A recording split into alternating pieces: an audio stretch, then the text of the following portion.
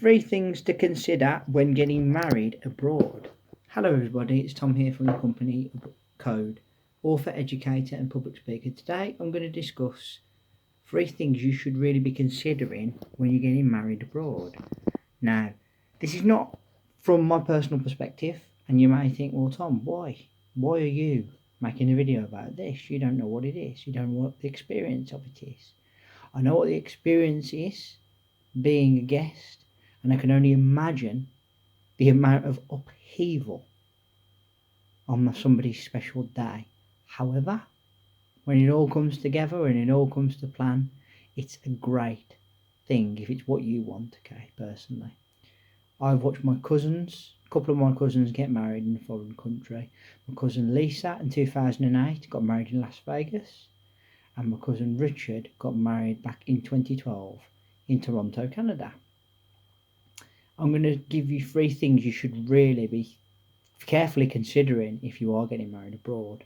Some of these are obvious, but some of these maybe not so. Anyway, first thing you should consider, should I say? Well, quite simply, seems a bit tedious, a bit boring, a bit like, what really? But be prepared to be contacted loads. If you're getting married outside of your own home country, expect a barrage of text messages, phone calls, probably stuff on Facebook from the wider family, of people asking you who, what, why, where, when. If you really do want to get married abroad, fantastic. If it's your dream and if you want to make it your day, your stamp, which I think is absolutely fantastic and good, great. But bear in mind, this is going to add to the pressure of what is already a stressful thing, or could be a stressful thing, depending on how you go about it, how you perceive it, etc. So yeah, definitely think long and hard about what level of communication and what ease you want to make this, so that everybody you want there can be there. Because when my cousin got married, Lisa, and also Richard as well, a lot of the family couldn't go. They couldn't afford it. You know, I could afford it at the time, both times. Like, my grandmother never got to see her granddaughter marry in Las Vegas. But they made a plan for anyone that couldn't attend in America, for when they come back to the UK, we had a celebration there as well. I felt that it was only the done thing. And I think you must consider that people are going to be very curious and very, very quixotic in their questioning about what it is that how they attend your big day. You must bear that in mind.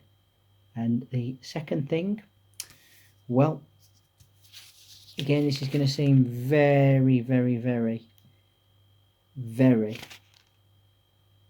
it's perhaps not even considered, but you should think about it. The time of year and what that weather will be like.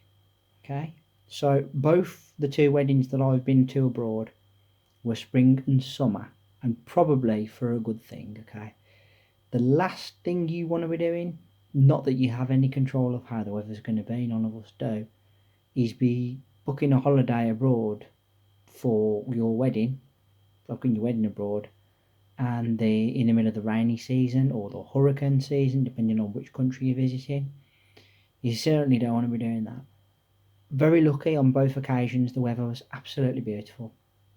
I couldn't fault it. You know, it was Easter of 2008 when my cousin Lisa got married. It was like beautiful spring day.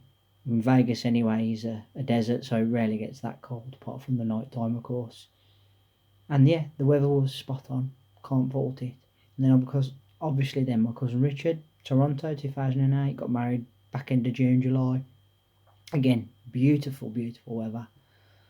But equally, bear in mind that it may also be too hot for certain people. You have to try and understand from your guest's point of view just what will go in to the planning of this, and how the weather is a big factor, because again, you don't want to be giving someone an excuse for not turning up. And equally, you do want to bear in mind how will they tolerate the weather. okay? It's your day at the end of the day, and you want to make it a special day, and you want all the people that you love and know there, as many as possible, of course. Not everyone can make it. You have to make allowances for that, particularly when you're going abroad. It is what it is.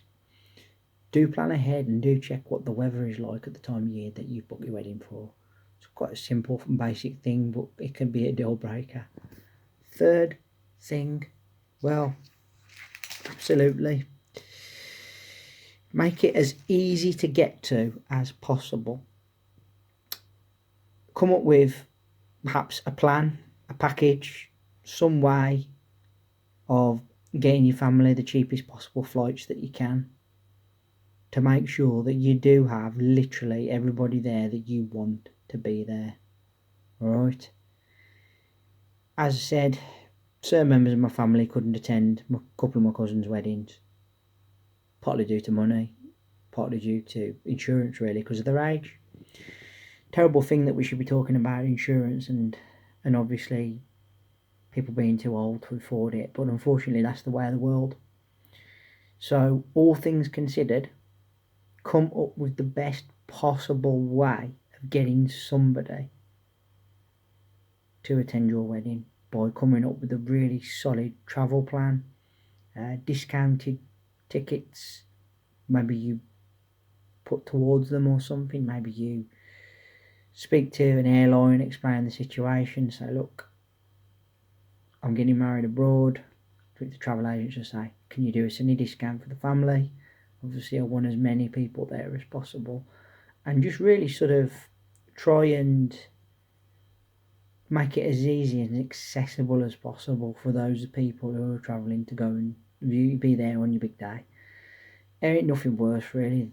It's really one thing you have to consider. I mean, I was quite fortunate on both occasions. Like the first time with my mum and dad, brother and sister, and second time I went on my own, if I'm honest. And I was in a position where I could afford it both times. Not all of the time is that possible. But I do think it is important that we recognise that your guests will only have a certain level of affordability, ease of getting there, and yeah, you've got to really try and put yourself a little bit in their shoes. Not taking away from the fact, as I said, it is your big day and it should be one to enjoy by all.